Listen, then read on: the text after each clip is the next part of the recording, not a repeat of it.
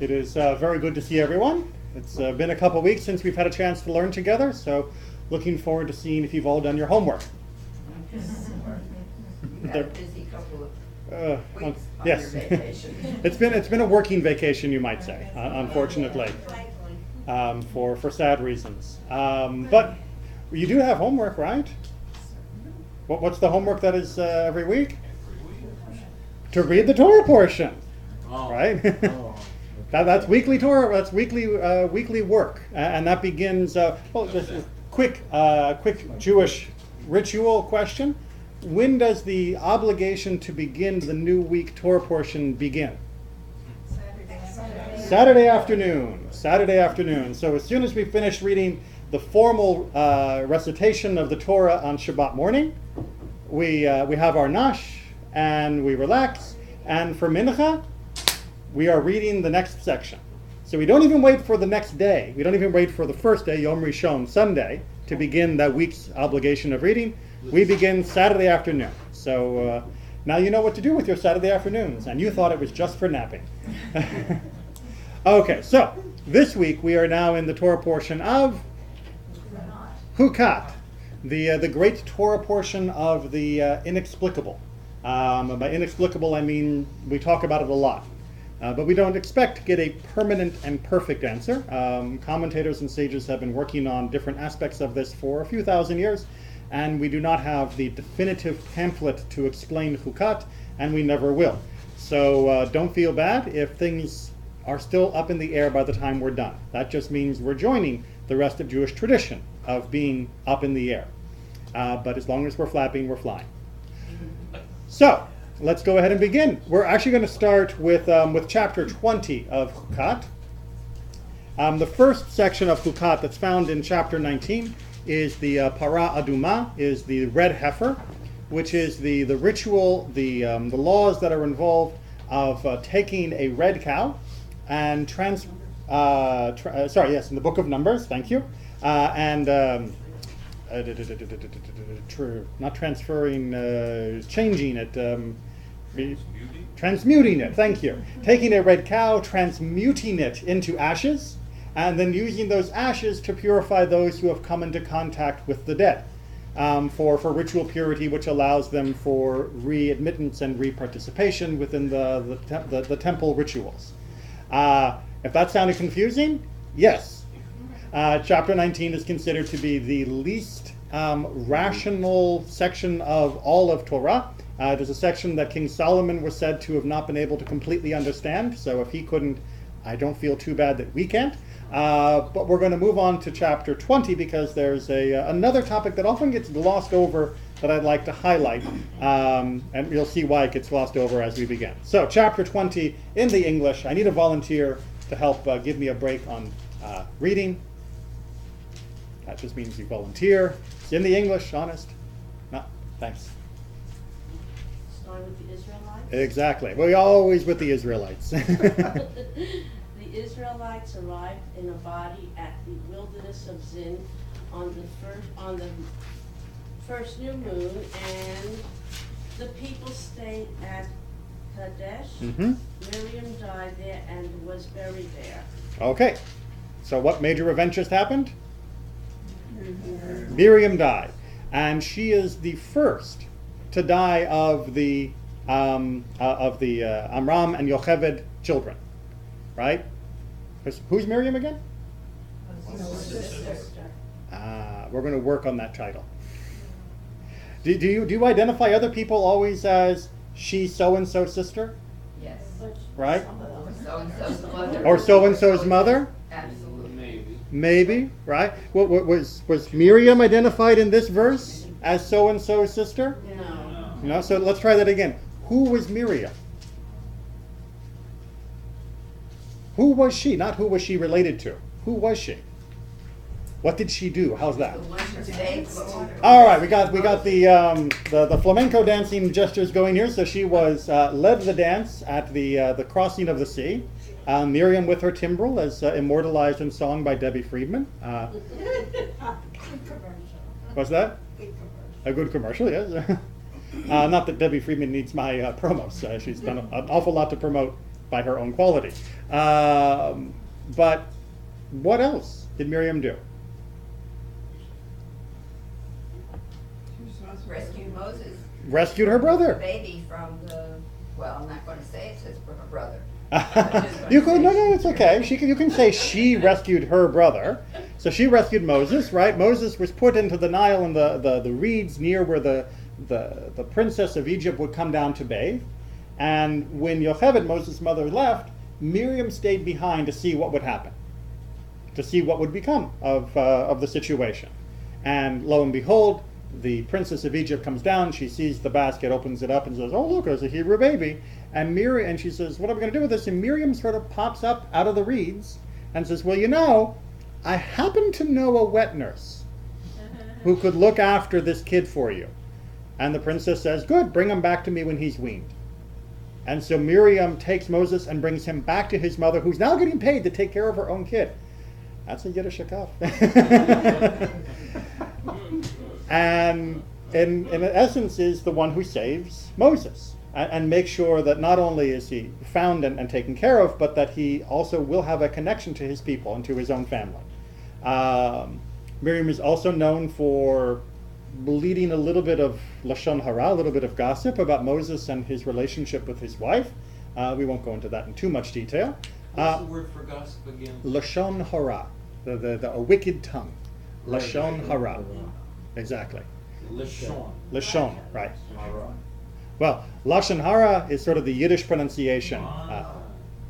Didn't she also influence the women to continue to have children in the face of the Egyptians killing of those persons? And didn't she also influence the women to encourage them to still have children in the face of the Egyptian edict? No, she encouraged the men.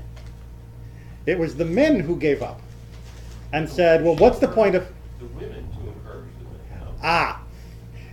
Well, first of all, she actually has a very famous midrash where she is the one who convinces her father to go back to her mother and says, look, Pharaoh's edict only kills half of us. Your edict, which is abstaining from intercourse for fear that the child will be a boy and therefore thrown into the river, that kills all of us. So go back to mom and make more babies. And which he does, and of course the outcome of that is Moses, and we're going to come back to that later. So we're going to revisit Miriam a lot, but this gets overshadowed by what comes next, because Andrea, if you keep reading, what comes next after Miriam's death? The community was without water, and they joined against Moses and Aaron. The people quarreled with Moses, saying, "If only we had perished when our brothers perished at the instance of the Lord. Why have you brought us to the Lord's congregation into this wilderness for us and our beasts to die there? Why did you make us leave Egypt to bring us to this wretched place, a place with no grain or figs or vines or pomegranates? There is not even water to drink." Okay. People are upset. What are they upset about? Lack of water. And a variety of food. And food, right? But remember, they've been in the desert now for a long time, and they've been fed manna and the occasional quail stuffed down their throat, and they've had water. So what's the problem here? More. Partly they're sick of the food. It seems to be an issue, but this seems to be a rather odd complaint coming out of nowhere, because we know that all of these needs, at least in their most basic sense, have all been taken care of. So why complain now? Any suggestions, either of your own or from perhaps past study or midrashim? They're typical humans. They're typical humans. In which way? You can always find something to complain about. There's always something to complain about, or at least some people will It's either always too hot look for a or place. It's too cold, too much rain, not enough rain. There's always something to gripe about. Yeah. Always. It certainly seems that many people do have the knack for doing that.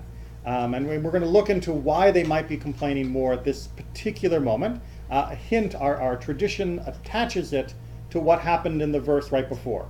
It's going to connect it to the death of Miriam. That Miriam's passing and the people's complaints are not coincidental. So we'll come back to that then. Andrea, keep going. Moses and Aaron came away from the congregation to the entrance of the tent of meeting and fell on their faces.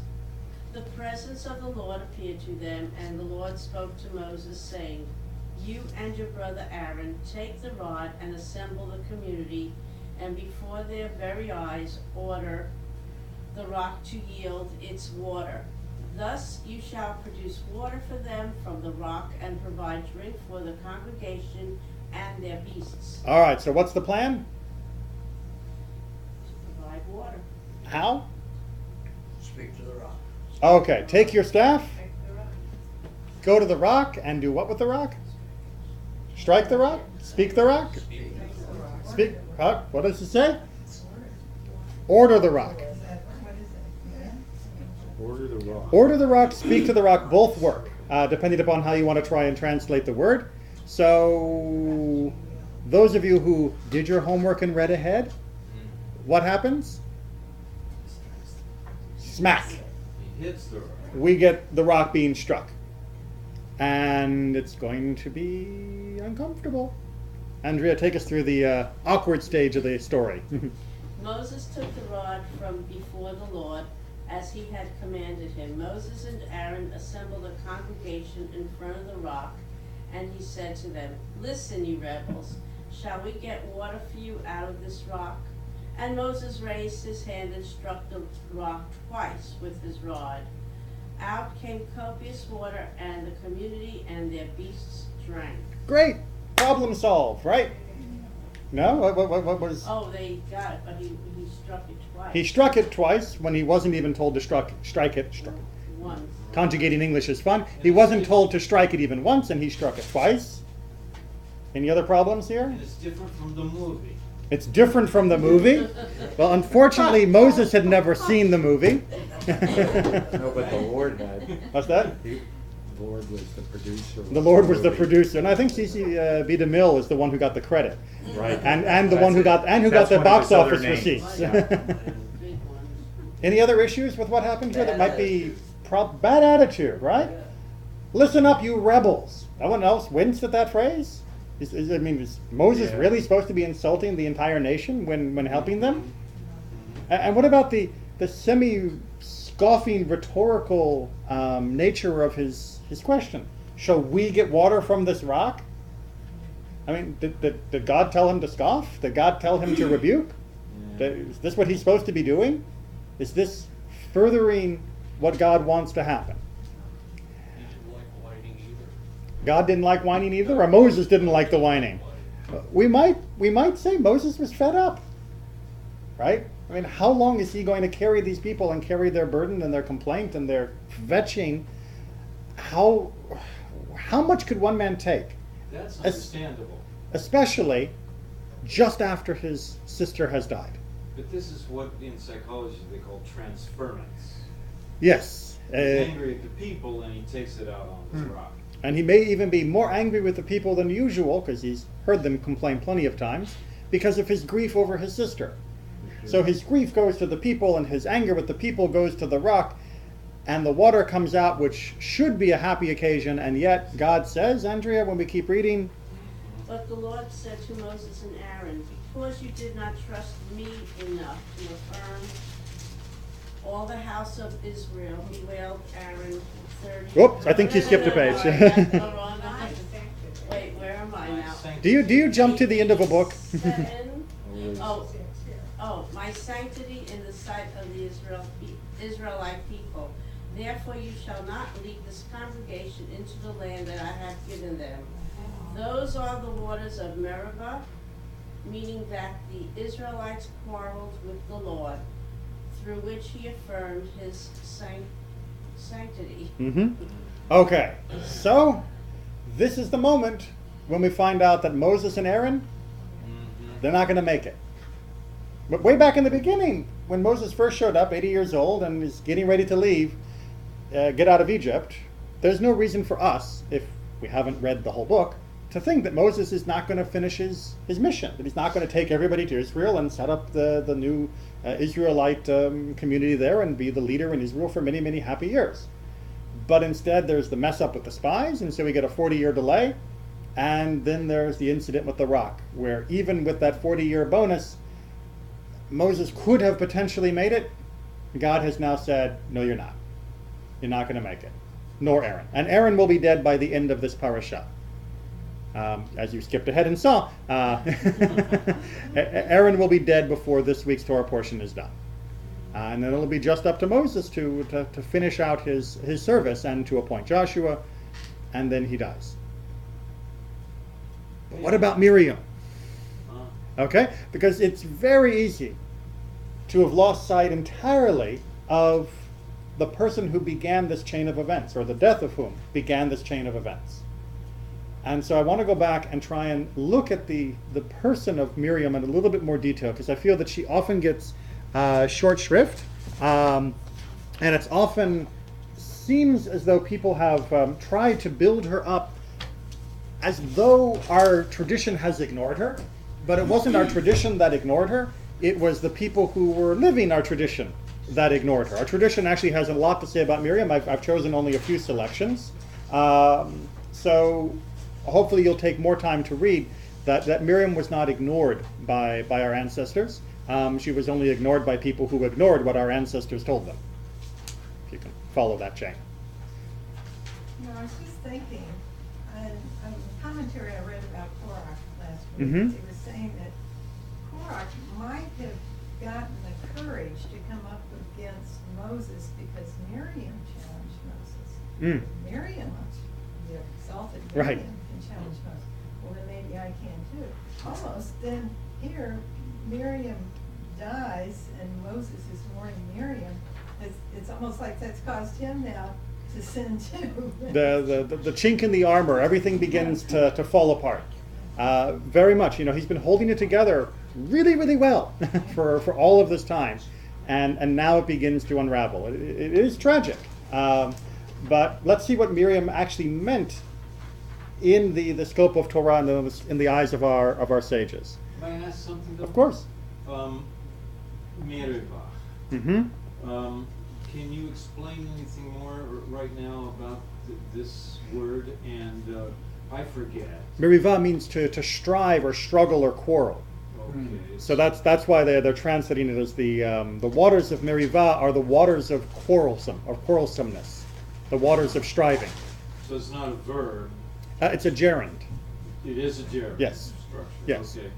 And I forget. Is this location known? Not precisely, no. Currently? No, I mean, we know roughly because that part of the world isn't huge, and there are a few. You can make a box about where we think it might be, but there's no little plaque that says on this site 3,000 years ago this happened. There isn't a definite attestation of the location. There are a few springs in the region. There are quite a few, and being a knowledgeable person of that area, you can actually travel through the area quite well, going from spring to spring, without having to carry too much water on your person. So it's having a good guide through the Sinai wilderness can make the trip, not too bad. Nowadays, I don't recommend it. It's a hotbed of terrorism, so wouldn't try to do that tour now. Well, not without a few 100,000 armed men around you. Okay. We'll talk about the number of the people in the Exodus another time. Or I can refer you to some of the handouts from previous classes. Okay, so Andrea, you get the illustrious honor of continuing to read from the handout now. Okay. Okay, so first of all, we have a text from the prophet Micah. Okay. Starting with and. Yep. Okay.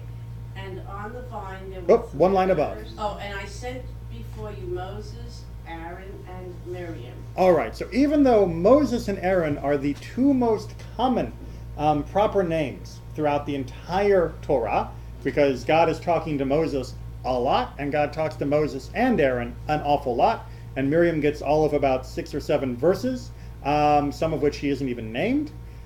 Nevertheless, the prophet Micah, and as reflecting our tradition from the people of that time 3,000 years ago, felt that Miriam was an equal partner in the eyes of the traditional retelling of our people's leaving of Egypt and our time in the wilderness. That Miriam had equal billing, along with Moses and Aaron, even though she doesn't get equal screen time, in the text of the Torah itself. So that should tell you something if the prophet is speaking to the people and saying, this is something that God has done for you. Mentioning Miriam must come with, oh right, God did send Miriam too. That means God has helped us. But then what did she do? What did she do to earn to be in this triumvirate? She led one famous song. She helped her brother. I mean, that gets you Moses Aaron status. Okay, let's see if we can unpack a bit more. Andrea, keep going. And on the vine there were 3 branches. Genesis 40:10. Right, this is the vision, the dream of the cupbearer back in the prison with Joseph. We got that? Right, we're back in the prison. There's 2 other guys in there, the baker, the cupbearer, and they both have dreams and go to Joseph for interpretation. Well, this is an alternative interpretation of the cupbearer's dream that has nothing to do with him. The vine, this represents the Torah. 3 branches, this represents Moses, Aaron, and Miriam. So in the Talmud, they take the cupbearer's dream and they say, well, you know, Joseph got it right for him. But there is another layer of prophecy that is included in this that was intended for our people, not just for the get out of jail free card for the butler. And that was that God was going to give us a vine, and on that vine there would be 3 buds. The vine being representing the Torah, and the 3 buds, that is the 3 flowers of Torah, the 3 things that would bring Torah to the people, would be Moses, Aaron, and Miriam.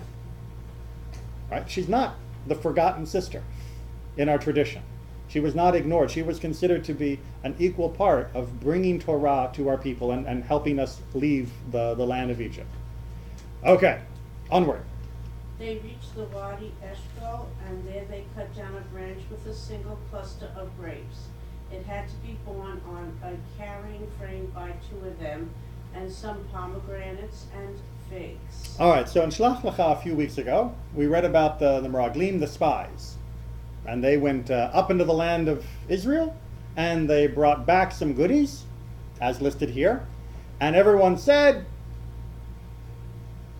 what happened when the spies came back?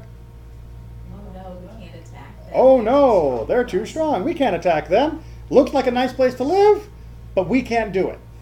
That's beyond our capability. For which God said, all right, I've had it. All of you gonna die off. Your kids get to go. That was the imposition of the 40-year punishment of our being stuck outside the land of Israel.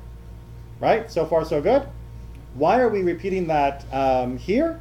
Because if you look back at the complaint, the griping that we see on page 884, that is to say chapter 20, verse 5, what do you notice? Why did you make us leave Egypt to bring us to this wretched place with no grain, or figs, or vines, or pomegranates? What are they mentioning? They're mentioning the exact same things that were brought back by the spies. The things that they knew were meant to be in the land of Israel. The things that they had actually had testimony, not just vague promises. But why mention them here? Well, there's a teaching that I just came across by a modern rabbi, Rabbi Yitzchak et Shalom. And if you can go ahead and read this, Andrea, it's just, I think, a brilliant insight. We're on the we know that important people. Oh, we know that important people are buried in Israel, Jacob and now Joseph's bones. Miriam is clearly important, so if she's being buried here, this must be Israel. But this is a far cry from the promised land. Why have you two, Moses and Aaron, brought us here to Israel? Why have you misled us? All right. So you follow the reasoning that Rabbi Et Shalom is putting into the minds of the Israelites. They're saying, okay, we left Egypt, and we knew we were going to the land of Israel. And when we left, we knew that there was a tradition that Jacob had been taken when he died and buried up in the land of Israel, Canaan. And we know that we're carrying all the way across these bones of Joseph because he also demanded to be buried in the land of Israel. So that must be what you do, right? You take the machers, you take the important people, you bury them in Israel. Well, Miriam has died, and she's important, right? Well, she's one of the 3 buds. She is one of the 3. So if she's being buried here, we must have arrived. And if we've arrived, I don't see no figs. I don't see no pomegranates. I don't see no grapes. I don't even see water. So this devar is based upon the idea that the people held Miriam in such esteem that they, falsely, couldn't imagine that she would be buried outside the land of Israel. And therefore her burial triggers their doubt that, wait a minute, if she's being buried here, this was not what was in the brochure. This is not what we were promised. And therefore their sudden rebellion and anger. But this is where on the map? This would be, if I can jog over to what's still here, this would be Still, down here in the southern desert. we only know generally. What's that? We We only know only know- generally. We only know generally. Yeah. So they were close to the land of Israel, to the borders that would eventually be established. But they weren't there yet. Yeah, I've seen that on TV. But they just couldn't conceive that Miriam, the great Miriam, would be buried here in the wasteland. So if she's not being buried in the wasteland, this must be Sham, as it says. She's buried Sham. This must be there. We must be there. We must have arrived. Because otherwise, why aren't we just wrapping up her body and carrying it with us until we get to Israel and bury her there? As a reflection of the esteem that people held for her, it's a very interesting, logical response of why the people would be complaining and why they would specifically complain about the things that they knew from the spies grew in Israel. Because it doesn't seem like they're there. It doesn't seem like they're there yet. Make sense? Yeah. Okay, but there's another way to view what happens here. Did anyone notice that when Miriam died, nothing happened? What did the text say? They're walking along, they get to a new place, she dies, and then all of a sudden people are complaining. Where was the funeral? I mean, we got her buried, but I mean, it sounds almost like they just dug a hole, put her in, and covered it, and kept walking. And Clear, medieval commentator, picks up on that to say maybe the people, even though we respected Miriam, maybe the people at her own generation, maybe they did not have the right attitude. So Andrea, could you keep reading? When the Torah reports the death of Miriam, it simply states that she died and was buried. No mention is made of eulogies or mourning, in contrast to the Torah's accounts of the deaths of Aaron and Moses, where it is explicitly mentioned that the nation wept for the loss of their leaders. It seems that the people were not moved by Miriam's death and did not properly eulogize or mourn for her. They failed to appreciate the fact that their constant water supply was directly and solely due to her. God therefore took away the well so that the people would appreciate what an exceptionally righteous person they lost. As they did not properly appreciate the miracle of the well and Miriam's greatness, which provided it, it had been taken away.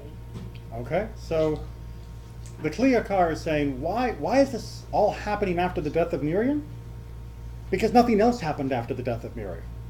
Where was the wailing? Where was the mourning? Where were the days of grief that are mentioned for Aaron and for Moses? Why didn't they do that for Miriam? And he says, why? Because they took her for granted. They were callous. They were used to her. They were used to, according to the Midrash, the well that came through God's respect of her as a person. There's a Midrash, as we're going to see just in a moment, that there was a well that followed our people all the way through our journeys, that was attached to Miriam, so to speak. It was Miriam's well. It was on her behalf that God gave us that well. But the people didn't think of the greatness of Miriam every time they went and got water from the well. They just thought, I want water. They didn't think, who provided this well for me? They didn't think, who worked or whose goodness was it that made this well possible? They just went and they took. And there was no gratitude. And there wasn't even gratitude, says Kliyakar, at her death. And so God said, all right, I'm going to need to remind them. I'm going to need to remind them that the goodness that they experience in life is due not just to my greatness and power, but is due to the goodness of the people around them. And so when Miriam dies, I'm yanking back the well. So that's what Chukat said. That's his opinion. Like I said, we're going to get multiple views on all of this. Right, but now I remember what I saw on TV, Mm-hmm. which is probably not true, of course, but they called a place Miriam's Well. Right. But it was the Muslims who called it that. Correct. Correct. And the tradition has spread throughout other peoples in the area. And it's a really deep shaft, Hmm. going down really vertically in the middle of nowhere. And you don't want to climb down that shaft. Probably not. It's really deep. Straight down. It's really deep and dangerous. Okay. They put a thing over it so people wouldn't fall down into it. Well, the first time of speaking to the rock, there was no water then either. Correct. So, Way back in the book of Exodus, by the way. right, so it's almost, to me, blasphemous to say Miriam provided the water, not God. You know, I mean, it's clearly a midrash, but I hate to put so much emphasis on Miriam. Well, yes and no.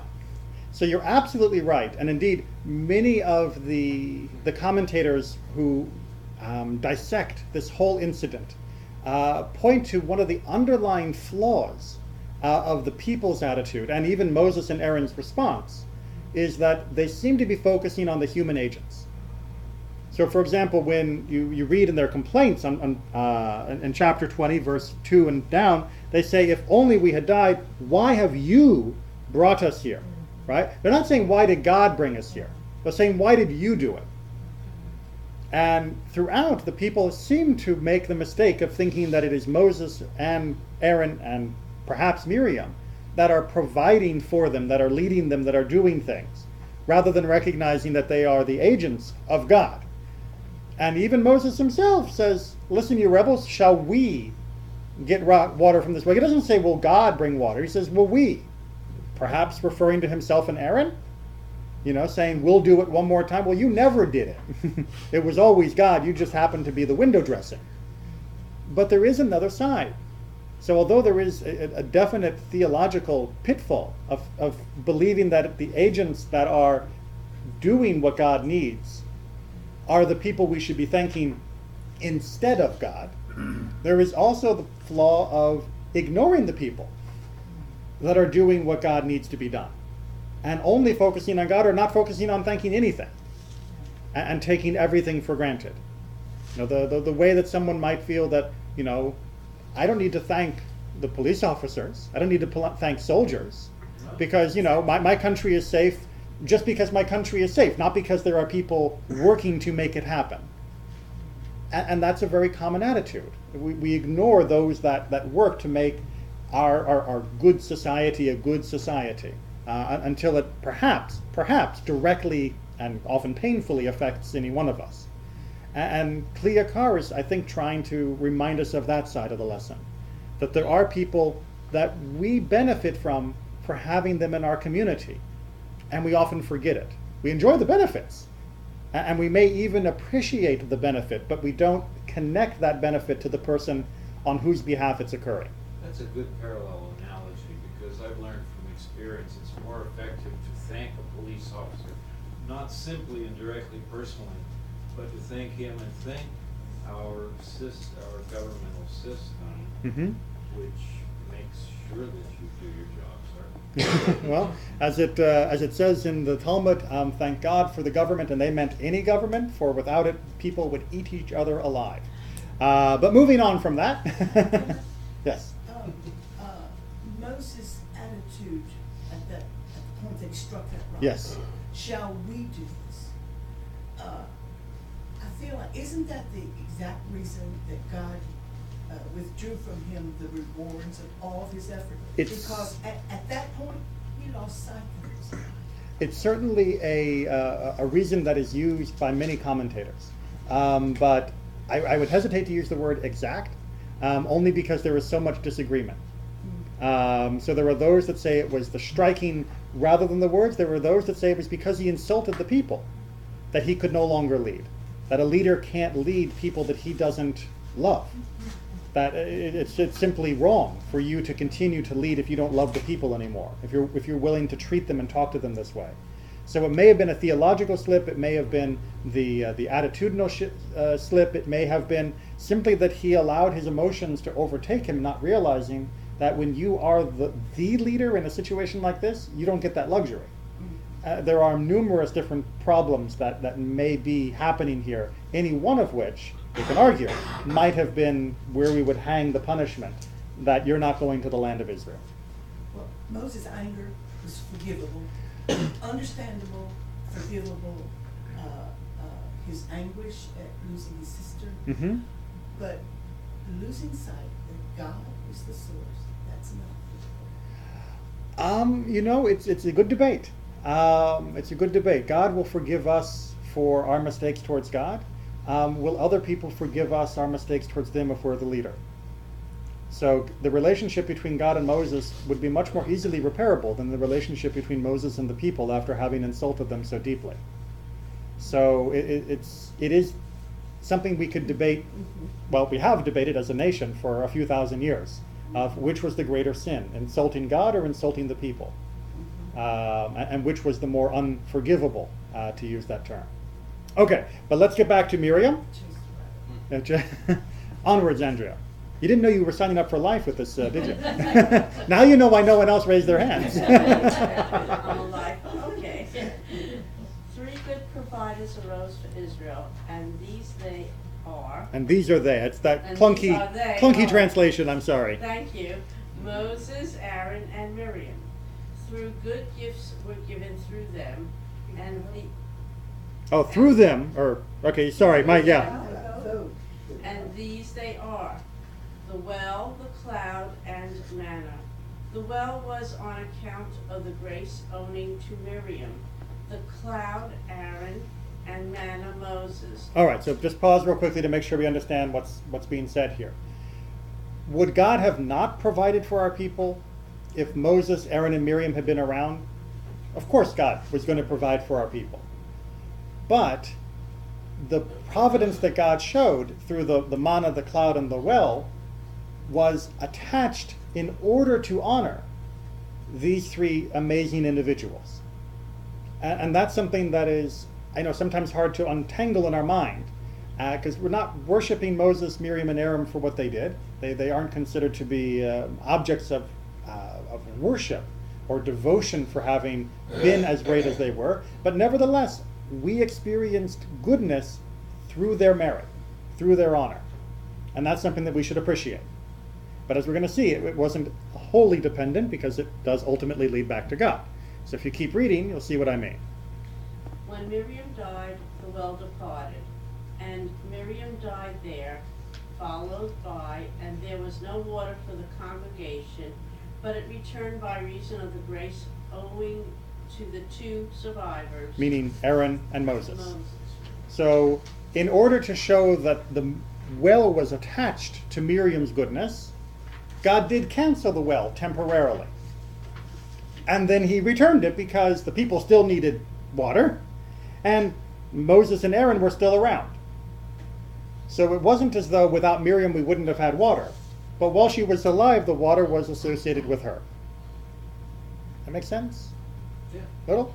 So, there's a typographical error. And more than one, yeah. Yes. 3 good gifts. I think 3 good gifts would probably have been a better way to type it, yes. The well, the cloud, And the manna. manna. Right. Now, is there any particular reason why it's spelled here with 1 N and our accustomed to seeing it with 2? Because it's a transliteration of Hebrew. The original Hebrew doesn't have more than 1 nun, but it does have a dagesh, so that's the dot in the middle, and that often gets doubled in transliteration, but it doesn't change the pronunciation. Okay, so no special reason. Nothing special, no. Alternative spelling. Yep.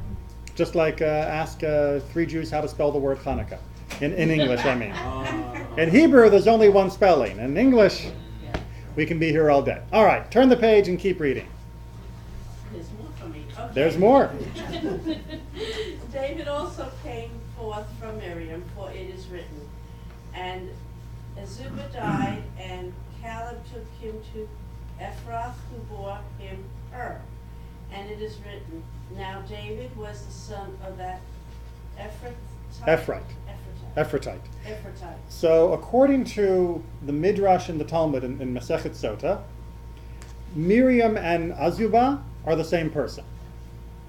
But this is another name for Miriam.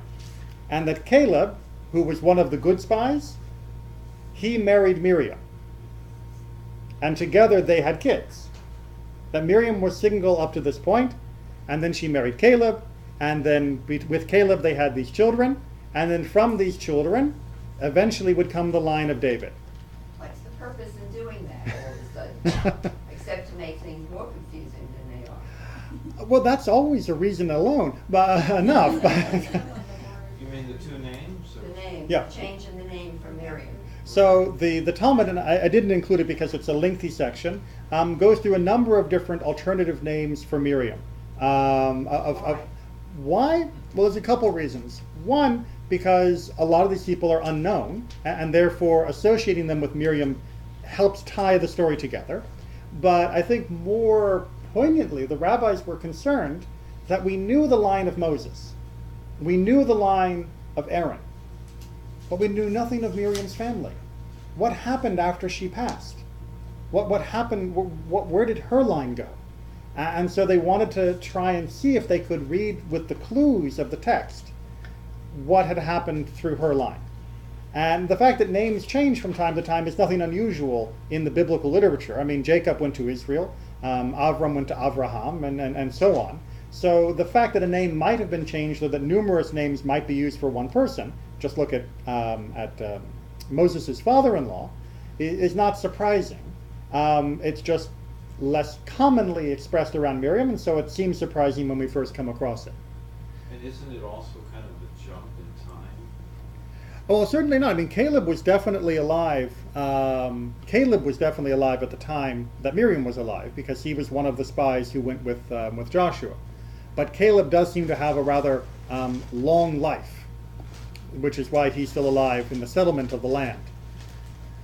And Hur is his son Mm-hmm. by Ephrath, which doesn't sound like a woman's name, but I suppose it is. Well, Ephrat would be the TH is just the transliteration convention. Oh, like the river. Right. So then you have Or being eventually Hur, which sounds again like another movie. that's Ben-Hur, yes. Right. Well, that means the son of her. Yes. Right. All right. So we've got 15 minutes left. Movies, the jump in time of the movie. Oh, that's like 1,200 years. Yeah. Right. Nobody lived that long. No. Okay. But Andrew, we need you to keep reading because we've got to finish on time. Because Okay. otherwise people can't make their lunch appointments. We I'm can. on paragraph 3. Yeah. Yep. Miriam. Miriam the prophetess, Aaron's sister, took a timbrel in her hand, and then all the women went out after her and danced with timbrels. And Miriam chanted for them, sing to the Lord, for he has triumphed gloriously, horse and driver. He has hurled into the sea. All right. So this is taken from the book of Exodus, and probably more familiar. And next time someone asks you who was Miriam, you should answer, what's her title? Prophetess. She was a prophetess. Or if you want to be gender neutral, you can just call her a prophet. Because prophetess is tricky. Miriam was a prophet. The Torah calls Miriam a prophet. The first woman so named throughout the entire Bible. There are others as well, as we'll see. But she is the first woman to be named as a prophet. That is her official designation in the eyes of the Torah and of the eyes of our tradition. But how was she a prophet? Right? Where was her prophecy? I mean, she mostly, and there's some discussion and much commentary about the differences, but she mostly just mimicked what Moses had done for the song. So it doesn't sound like she created that song. So where was her prophecy? Andrea, keep reading. How did the Israelites have timbrels for dancing in the wilderness? The righteous trusted in God, and they knew that he would perform miracles and mighty acts when they would go forth from Egypt, and they prepared for themselves timbrels and dancing. Okay, so the Mechilta, one of the earliest Midrashim collections, says what was the prophecy? The prophecy was telling them, get your timbrels ready before they left. Because otherwise, all of a sudden, they've just left Egypt.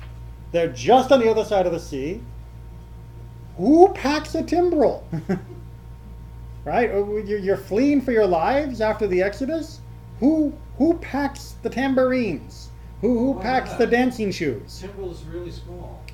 Well, and that was one idea, but you still have to think about it. Two little finger symbol things. There's debate about exactly what instrument it was, but that there's still a limited amount. Anything you're carrying, you're carrying.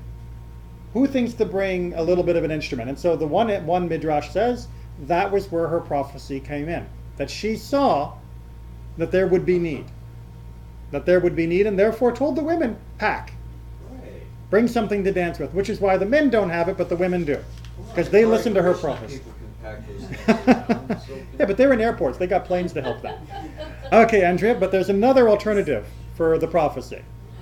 Who are the 7 prophetesses? See how hard that is to say? Sarah, Miriam, Deborah, Anna, Abigail, Huldah, and Esther. Okay, so let's go through the list. And by the way, if you go to Megillah, the section of Talmud 14a, you'll see what all the prophecies were of all of these women. But we're only looking at Miriam today. And Miriam, the prophetess, the sister of Aaron, took Exodus 15:20. Was she not the sister of Moses? Ah, that's what's called close reading, right? If you look back at our paragraph up there in italics from 15:20 and 21, it calls her the Miriam the prophetess, Aaron's sister. Why in the world, if you were going to label her as someone's sister, wouldn't you pick the Macher? Wouldn't you pick Moses? Why pick his brother Aaron? Why? Keep reading. Said Rav Nachman. Said Rav, she used to prophesy when she was the sister of Aaron and say, my mother will bear a son who will save Israel. Ah, so there was her prophecy. When she was only the sister of Aaron, remember Aaron's the older brother, when she was only the sister of Aaron, there was no Moses born, that was when she would prophesy. That was when she would say, my mother will bear the savior of our people. I know every mother says that, but but apparently Miriam was right. She must have been very young then. Well, she was older than Moses, but we don't know exactly the age difference, right? Yeah, but still, when you think of the years back from this time, wow. When he was born, the entire house filled up with light. Her father stood up and kissed her on the head. He said to her, my daughter, your prophecy has been fulfilled. Clearly, I mean, the house is filling with light. I think this is the boy. my daughter was right. This is not just a boy born to my wife, which is going to be thrown into the river, but this is the Savior. This is it. The miracle is happening. But And when they threw him into the Nile, her father stood up and thumped her on the head and said to her, my daughter, where is your prophecy? right, why was he angry now?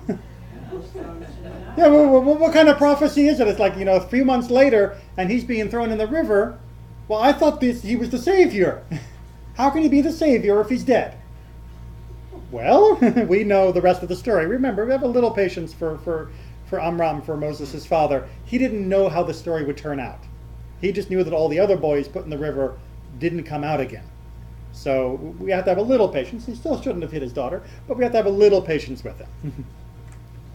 And that is as is written. And his sister stood at a distance to know what would be the outcome of her prophecy. So when it said that she waited to see what would happen to her brother, by this midrash, she wasn't just waiting to see what would happen to her brother, like whether he would live or die, but she was waiting to see whether her prophecy would come true, that this would be the man when he grew, that would be the savior of her people.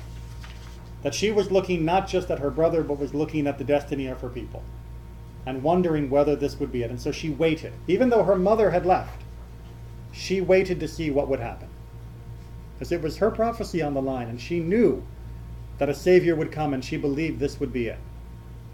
And for that waiting, Miriam waited for a while for Moses, since it is said, and his sister stood far off.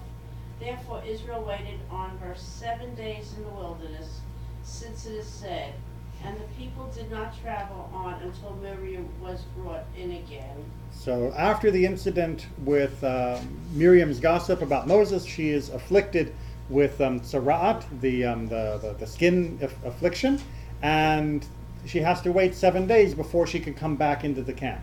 And the camp waits. They wait for her to rejoin.